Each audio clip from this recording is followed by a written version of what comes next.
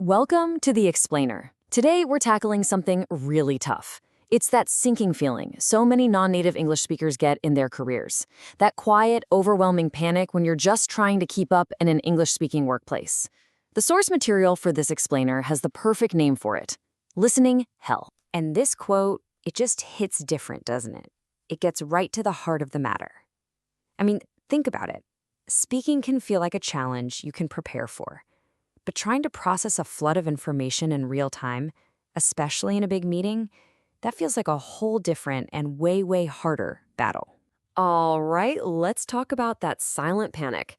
I want you to imagine a scene that might feel a little too real for some of you. So the meeting kicks off. The pace is fast and your brain is just scrambling. You're catching bits and pieces. You hear UI, you hear deadline, you definitely hear ASAP. But all the stuff in between, the actual core of the conversation, it's just a blur, a wall of sound. And while you're struggling, you look around and everyone else is just nodding along. That's when this awful feeling of being totally alone starts to set in. And that feeling triggers this little voice in your head, right? This frantic inner monologue.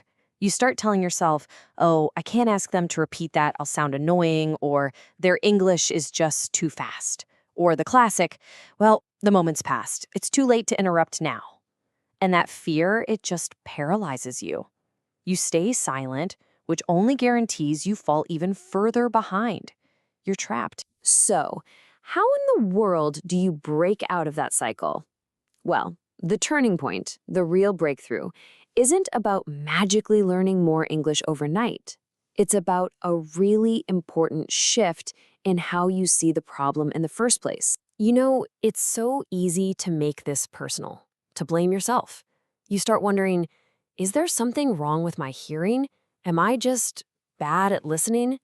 And that feeling gets 1,000 times worse when you realize you're even struggling to understand other non-native speakers.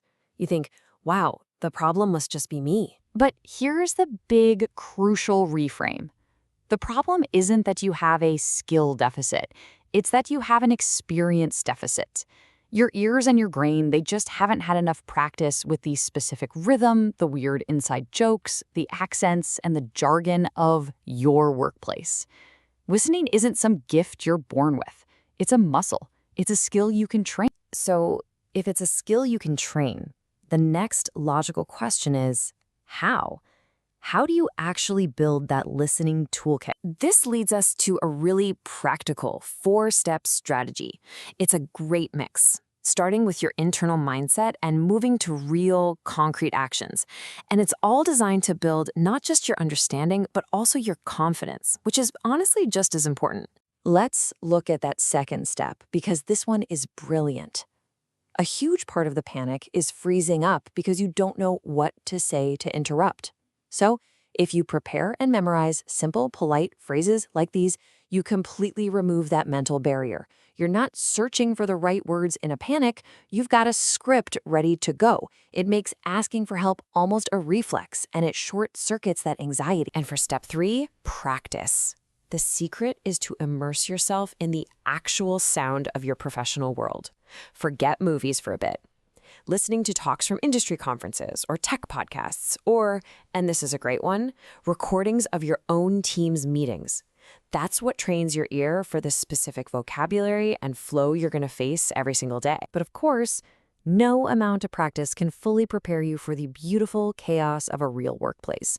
Honestly, sometimes the most powerful lessons, the ones that really stick, come from those painful moments when things just go completely wrong. Take this story, for example. The author hears the boss say, "Release next Friday." Okay, simple enough. They start planning their work around that timeline. But then, a couple of days later, they see a message about a deadline for this Friday. And suddenly, that cold wave of panic hits. They realize the release is in 24 hours, not a week and a half. A single misheard word almost blew up a huge project. The lesson? It's burned into your memory forever. Never, ever assume. Always confirm critical details, especially dates. Say it out loud. So August 8th, is that right? Here's another one of those painful accidents. After getting totally lost in a meeting and just deciding to stay quiet and ride it out, the author gets this simple, direct message from their project manager. And boom, that's a huge takeaway right there. We think our silence looks thoughtful, like we're just processing. But to everyone else in the room, it often looks like we're not even there, like we've checked out. People can't read your mind. They can't help you if they don't even know you're lost. It's so much better to show that you're trying to keep up, even if you have to ask questions, than to just vanish from the conversation completely. And then there's the minefield of cultural stuff, like sarcasm. The author sees this message on Slack. Ugh, Monday is the best. And they take it at face value. They think, wow, this person really loves Mondays. It wasn't until they saw all the laughing and facepalm emojis from others that they realized it was a joke. This is such a tricky but important lesson. Trying to figure out sarcasm in a language that's not your first is incredibly hard. And the lesson here is that it is totally okay to not get it. A simple, flat question like, hey, was that sarcasm? Isn't embarrassing at all. It's a learning tool, and trust me, most native speakers are more than happy to clue you in. So, all of these tools, all of these painful accidents, they all lead up to the final and, honestly, the most powerful part of this whole journey, completely changing the way you think about the act of not understanding. These 5 mindset shifts are absolute game changers. First, stop thinking that understanding 100% is the goal. Reframe it. Perfect comprehension isn't the default, it's a lucky bonus. Second, stop trying to catch every single word. Focus on the big picture. What's the problem? What's the goal?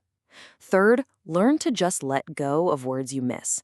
Trust that if it's important, it'll come up again. Fourth, proactively build relationships. When people like you, it's so much easier to ask for help.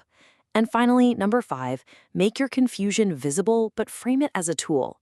Don't say, I'm lost. Say, just to confirm. And that leads us to this final, really powerful idea. What if not understanding isn't your weakness? What if it's actually your greatest strength? Seriously, think about it. Your need to ask questions, your need to confirm details, your need to slow things down a little bit, that's not a bug, it's a feature. You force a level of precision that prevents mistakes for the entire team. You transform yourself from the person who feels lost into the person who creates clarity for everyone. You become essential.